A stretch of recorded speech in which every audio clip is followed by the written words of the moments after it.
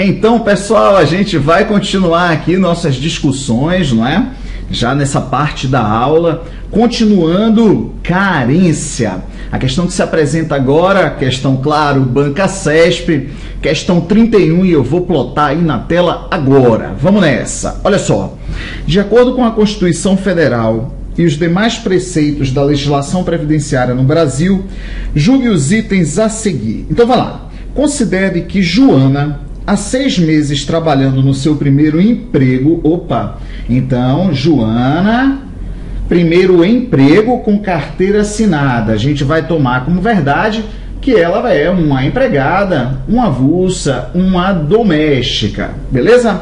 Sem nunca antes haver contribuído com a Previdência Social, acaba de dar luz à sua primeira filha. Então, na verdade, esse é o primeiro vínculo de emprego dela e ela tem exatos 6 meses. Legal. Tendo carteira assinada, sendo emprego, há presunção do desconto e do posterior recolhimento. Então, a gente consegue dizer que ela tem 6 meses de carência. Muito tranquilo. Aí diz assim, nessa situação, Joana não terá direito ao salário maternidade, uma vez que a carência para usufruir desse benefício é de, no mínimo, 12 contribuições mensais ao regime geral. Bem, 12 contribuições já seria um erro, só por essa passagem aqui a gente já marcaria que a assertiva ela é falsa, mas relembrando os prazos de carência 0, 10, 12, 180, a gente bem sabe que o salário maternidade tem um prazo de 10 contribuições prévias, mas só tem essa carência justamente para as seguradas e segurados, contribuinte individual, facultativo e segurada especial. Para as demais, o salário maternidade para empregada, para avulsa e para doméstica, a segurada e segurado não terá que observar nenhuma contribuição prévia ou independe do número de contribuições vertidas ao sistema. Tranquilidade brasileira?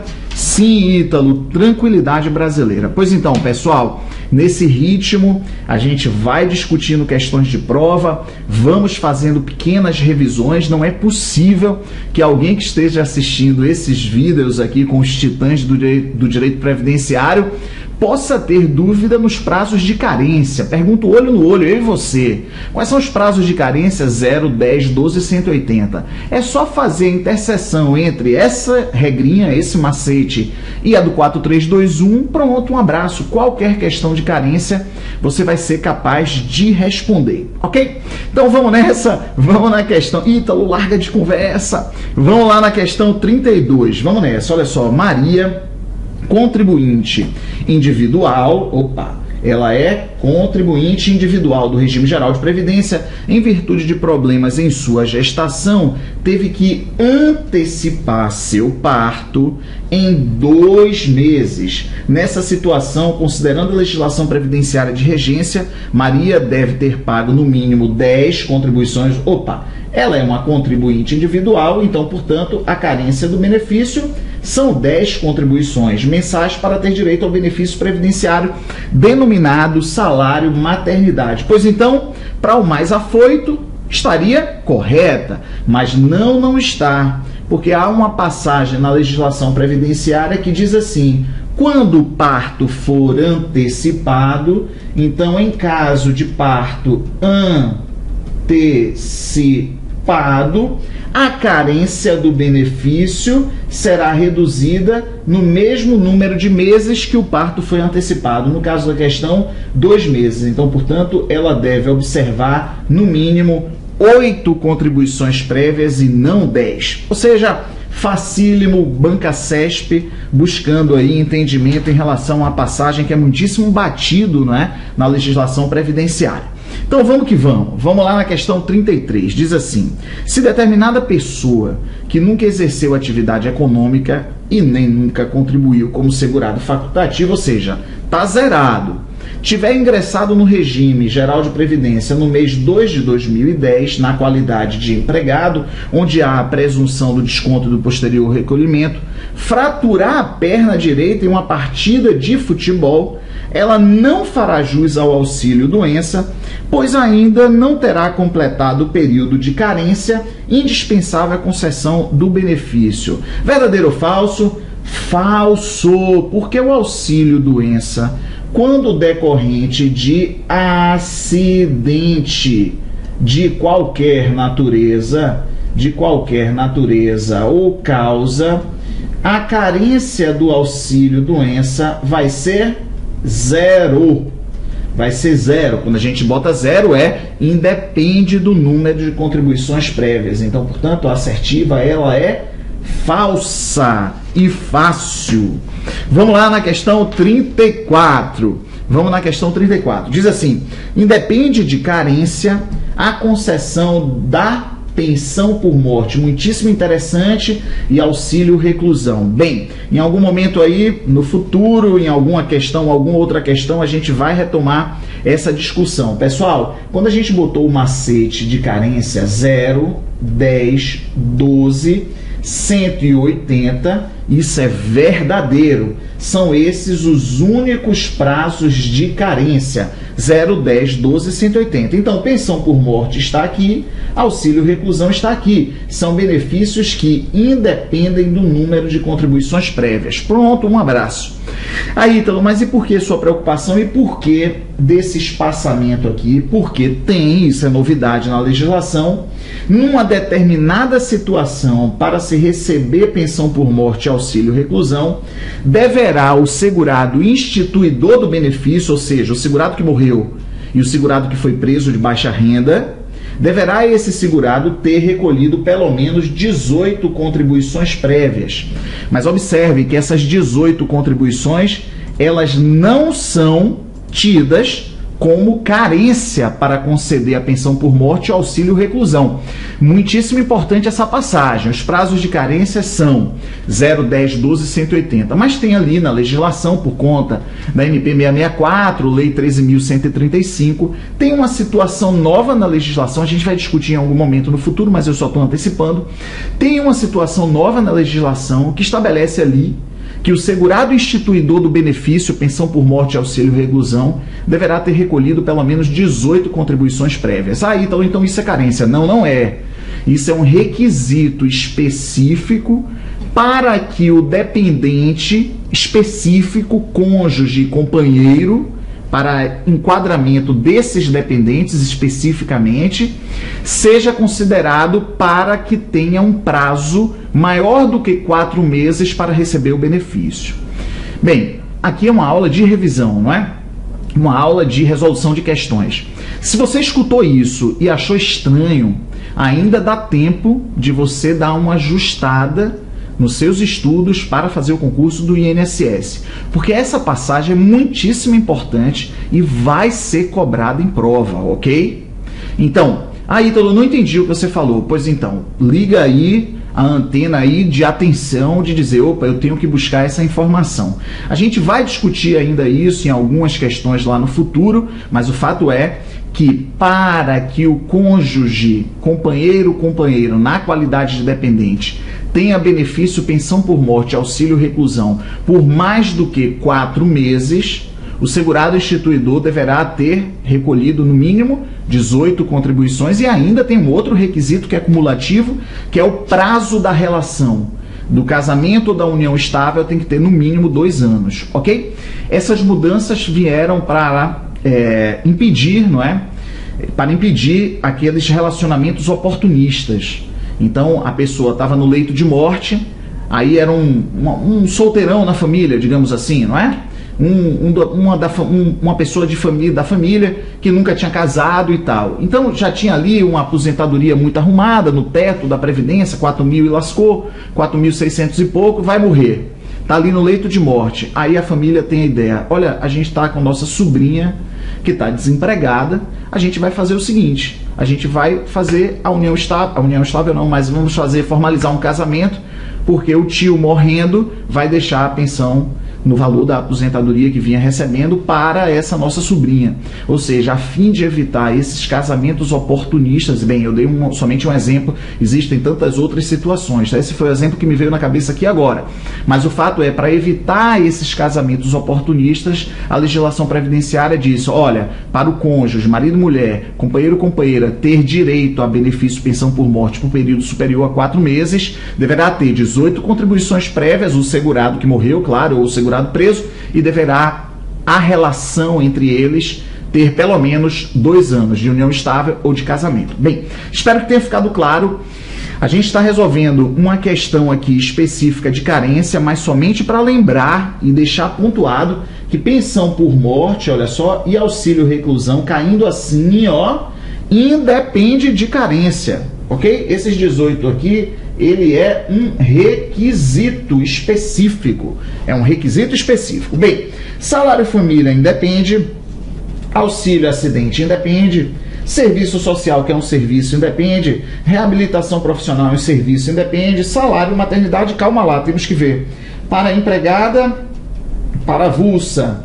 E para contribuinte individual, não, para contribuinte individual depende de 10, olha só. Então, portanto, a assertiva, ela é falsa por essa situação aqui especificamente. O salário maternidade da contribuinte individual precisa ser observado pelo menos 10 contribuições prévias, ok? Bem, pessoal, vou trocar aqui rapidamente, deixa eu já só encontrar o outro slide aqui, tudo massa. Vamos seguir nas nossas discussões, não é? Tranquilidade brasileira. E vamos já na nossa questão 35, ainda continua tratando de carência. Diz assim, para a concessão dos benefícios auxílio doença acidentário, decorrente de acidente, e a aposentadoria por invalidez acidentária, decorrente de acidente, dispensa-se o período de carência. Vou repetir pela milionésima vez, 010-180, ou seja, o auxílio doença e a aposentadoria por invalidez normalmente exigem ali carência de 12 contribuições, mas também independem de carência quando decorrente de acidente de qualquer natureza ou causa, ou quando decorrente de alguma doença grave, e que você já foi pesquisar lá no artigo 151 da Lei 82/12. Então, portanto, a assertiva, ela é correta. Vamos nessa. Questão 36. Julgue os itens que se seguem à luz das normas aplicáveis à Seguridade Social. Segundo a legislação sobre os planos de benefícios da Previdência Social, o período de carência, ou seja, a carência, é o número mínimo de contribuições mensais indispensáveis para que o beneficiário faça jus ao benefício. Bem, esse é o conceito de carência.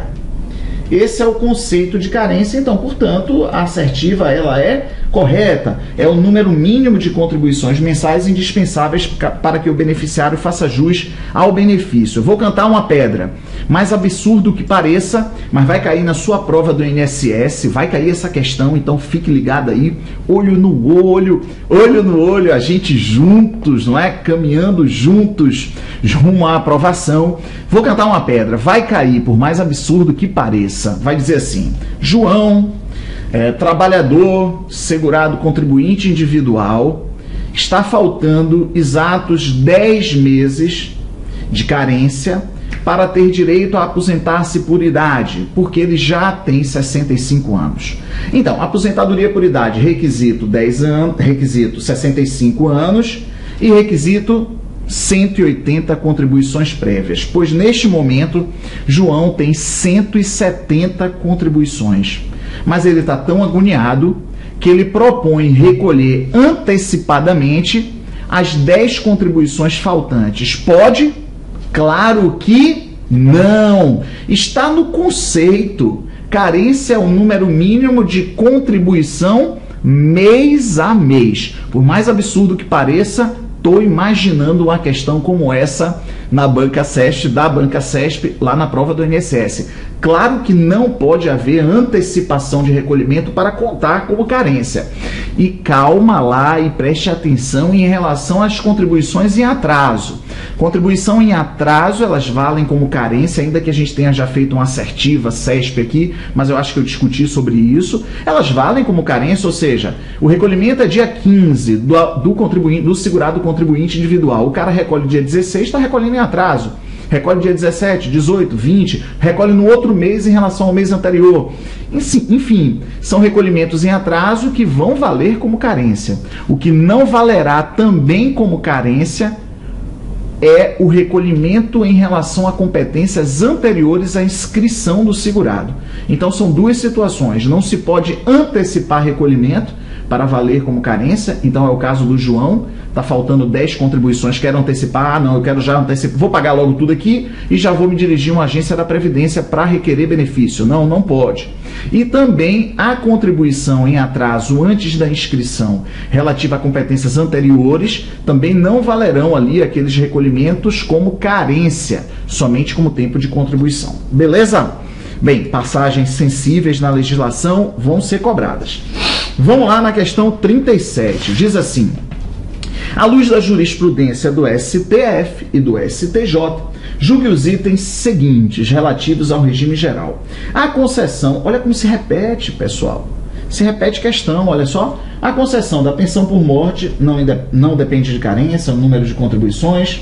Auxílio reclusão, salário família, independe de carência. Mas, Ítalo, vai cair questão assim? Bem, pessoal, a gente está discutindo questões CESP, não é? São questões CESP. Vamos lá. Julgue os itens seguintes que versam sobre a Seguridade e o regime geral. Diz assim: para fazer jus a qualquer prestação do regime geral, o beneficiário deve preencher o período de carência, assim entendido como número mínimo de contribuições mensais indispensáveis. Olha que massa! Para fazer jus a qualquer prestação do regime geral, o beneficiário deve preencher o período de carência, assim entendido como número mínimo de contribuições indispensáveis. A gente vai ter essa assertiva como correta, porque é a definição de carência. Em algum momento na legislação posterior a essa definição, a gente vai ver que por conta da especificidade de alguns benefícios, a gente vai ter benefícios que independem do prazo de carência. Ok? Vamos lá na questão 39. Julgue os itens que se seguem e que tratam da legislação previdenciária. Para ter direito ao auxílio-doença, o trabalhador tem de contribuir para a Previdência Social, no mínimo por 12 meses de carência. Massa, verdade. Esse prazo não é exigido em caso de acidente de qualquer natureza, por exemplo, por acidente de trabalho ou fora do trabalho, ou de doença profissional ou doença do trabalho, que se equiparam. Doença profissional e doença do trabalho são doenças que se equiparam a acidente do trabalho. Então, são doenças que se equiparam a acidente do trabalho. Então, portanto, a assertiva, ela é correta. Vou dar uma sugestão a vocês. Vão lá na lei 8213 e façam a leitura dos artigos, olha só, 19, 20, 21, 22, 23 e, se não me engano, também o 24. Ok?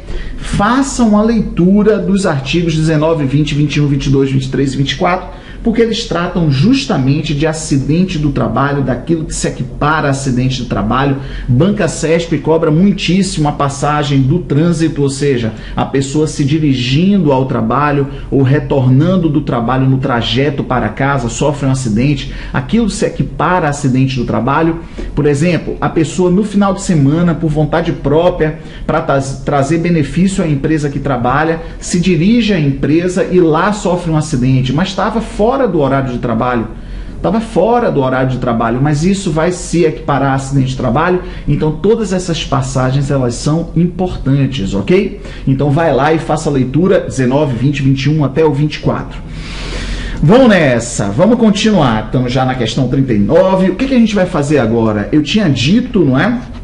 Que a gente ia conversar sobre a regra do 1/3. É uma parte da legislação lá que trata de carência, não é? Na verdade, o assunto aqui é carência e tem essa passagem que é cobrada pela banca CESP, ok?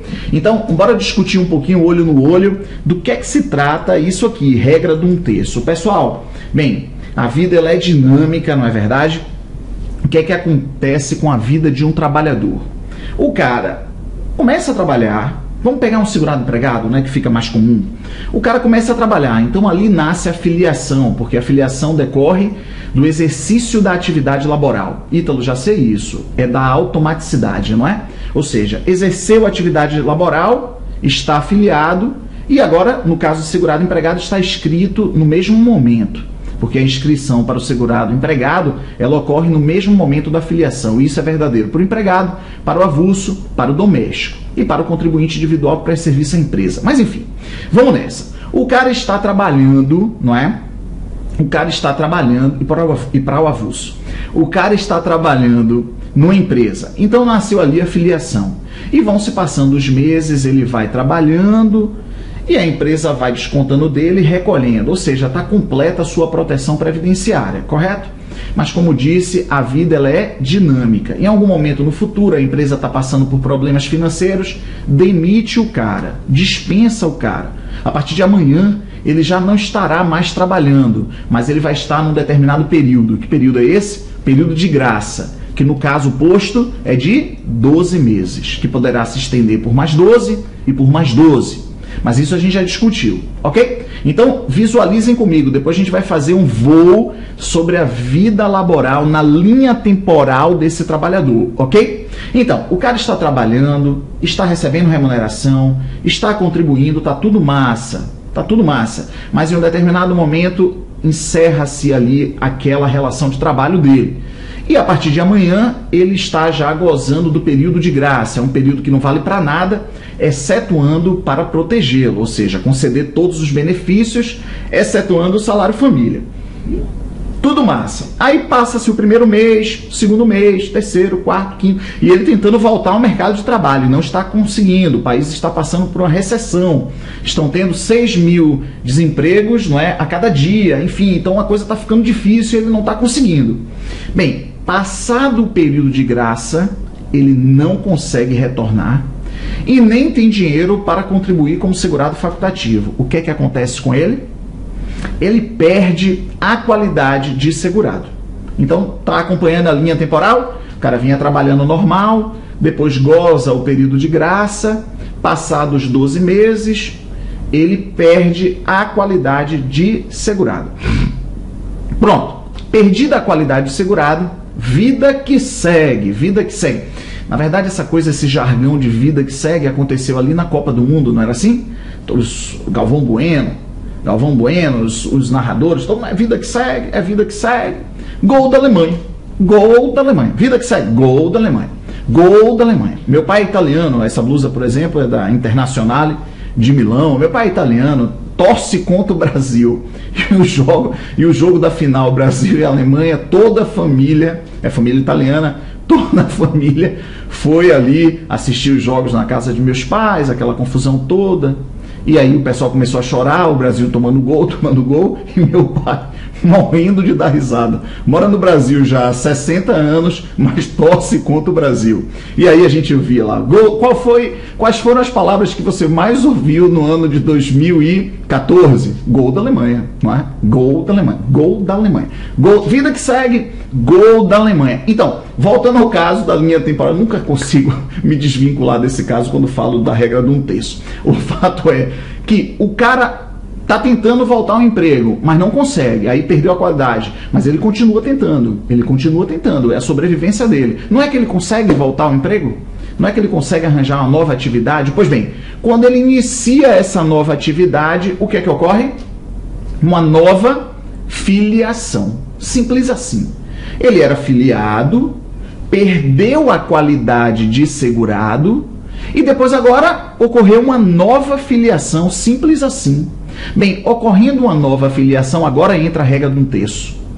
A partir da nova filiação, quando ele for requerer um benefício, deve-se observar a partir da nova filiação, pelo menos 1/3 da carência do benefício que ele esteja requerendo. para daí se utilizar a carência já observada daquela primeira filiação ou das outras filiações que ele teve. Ok? Então, simples assim. A partir da nova filiação, ele deve observar pelo menos 1/3 da carência do benefício que ele esteja requerendo. Por exemplo, a partir da nova filiação, o cara fica doente. Aí vai requerer auxílio-doença. Bem, o auxílio-doença tem carência de 12. Quanto é 1/3 de 12? 4. Então, ele, a partir da nova filiação, somente a partir do 4º mês de contribuição, é que ele terá direito ao auxílio-doença. Mas não é porque o auxílio-doença agora passou a ter carência de 4 meses, não. É somente o primeiro requisito. Ele deve observar a regra de 1/3 naquele momento, então ele tem que ter no mínimo 4 contribuições para agora somar com a carência anterior que ele já observou. Então, se ele tiver 8 contribuições prévias lá naquela primeira filiação, beleza, concede-se o benefício, porque ele já tem 8 e com 4 contribuições a partir da nova filiação. Beleza? Então, eu não entendi nada, fiquei lembrando do jogo do Brasil e Alemanha, gol da Alemanha, isso me desconcentrou. Então, portanto, eu vou utilizar a lousa aqui para a gente deixar isso muitíssimo claro. Eu vou fazer uma linha temporal aqui, tá certo? Vamos pegar um segurado empregado, né, para não ter errada. Então eu vou botar a linha temporal. Olha só, o cara está trabalhando aqui, primeiro salário de contribuição dele, segundo, terceiro, quarto, remuneração, contribuindo, sexto, sétimo, epa, pulei o 5, né? Que onda é essa, meu irmão? 5, 6, 7, pronto, 7. Aí, resultado, o cara, eu vou deixar aqui o 8º mês em aberto, ok? Assim? Então, ele foi dispensado aqui. Bora fazer uma coisa legal, né? Deixa eu fazer direito. Então, ele foi dispensado aqui, não é? E agora, a partir desse momento aqui, o que é que ele começa a gozar? Do período de graça, que vai ser no caso de 12 meses. Ele só tem 7 contribuições, beleza? Mas aí ele perde a qualidade, ele acaba perdendo a qualidade de segurado, mas vida que segue, gol da Alemanha, não é que ele volta aqui, olha, ocorre aqui, ele consegue retornar à atividade, ou seja, ocorre uma nova filiação. Pronto, agora eu acho que está muitíssimo claro. O cara vem trabalhando, tem a remuneração dele aqui, ó, segunda remuneração, terceira remuneração, quarta remuneração, tudo certinho. Quando chega no 7º mês, a empresa dispensa o cara. Ele vai gozar do período de graça de 12 meses, mas não consegue voltar. Mas lá adiante, não é? Ele perde a qualidade de segurado. Vou botar a setinha direitinho aqui, só um instante. Ele perde aqui a qualidade de segurado, e aí vão se passando vários meses, tal, e não é que ele começa a trabalhar, ocorre a nova filiação. Pois bem, ocorrendo a nova filiação, primeiro mês, segundo mês, terceiro mês. Bem, nesse terceiro mês aqui, ele faz o requerimento do auxílio-doença. Você é técnico do INSS e está nesse atendimento. De bate-pronto, você indefere. Ou então, não entendi por quê. Rapaz, porque tem a regra de 1/3. Qual é a carência do benefício auxílio-doença? 12. A carência é 12, não é assim? Quanto é 1/3 de 12? 4. Ora, se a partir da nova filiação ele só tem 3, um abraço. Já vou indeferir. Mas agora, pensando melhor, ele fez o requerimento no 4º mês. Ah, beleza. Ele fez o requerimento aqui, não é?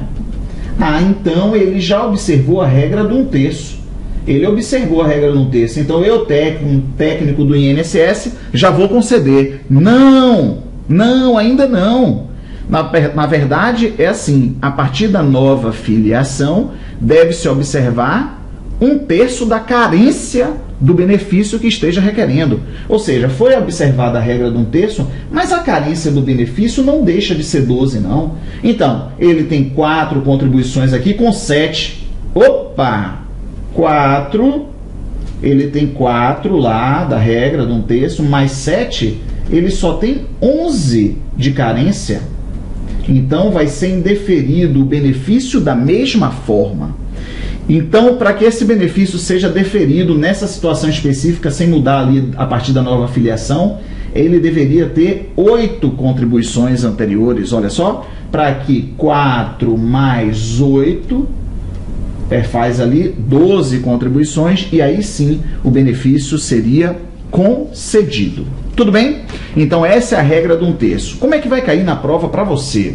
Então vai copiando aí para a gente já encerrar esse bloco de aula. Eu vou botar aqui somente isso, ó, e depois vou fazer uma outra consideração no início do próximo bloco. Olha só, 0. Quais são os prazos de carência? 0, 10, 180. Pessoal, a regra de 1/3, fique sabendo, não tem aplicação nas aposentadorias, que tem carência 180, e claro que não há regra de 1/3 para benefício que independe de contribuição. Quanto é que é 1/3 de 0? É 0. Que maluquice é essa? Então, só vai existir regra de 1/3 para o salário maternidade do contribuinte individual, facultativa, segurada especial, ok? E só vai ter regra de 1/3 para o auxílio-doença e a aposentadoria por invalidez. Tranquilo? Tranquilo. Então, bora fazer a conta? Quanto é que vai ser 1/3 de 10? 1/3 de 10 é 3,33, Ítalo, mas vai ser 3. Ou seja, a partir da nova filiação, deve-se observar pelo menos 3 contribuições. E 1/3 de 12, 4. Pronto, um abraço, Siri na lata. Siri na lata. Ou seja, a partir da nova filiação, deverá ser observado 4 contribuições para conceder auxílio-doença e aposentadoria por invalidez, mas nunca deixando de observar a carência total de 12. E a partir da nova filiação, deverá ser observado 3, mas nunca deixar de ser observado 10 para os benefícios, para o benefício salário e maternidade. Então, portanto, a regra do 1/3 é isso aí, fácil dessa forma, famoso sopa no mel. Beleza? Então, o que a gente vai fazer? No nosso próximo bloco, não é? A gente continua nas nossas discussões. Valeu, uma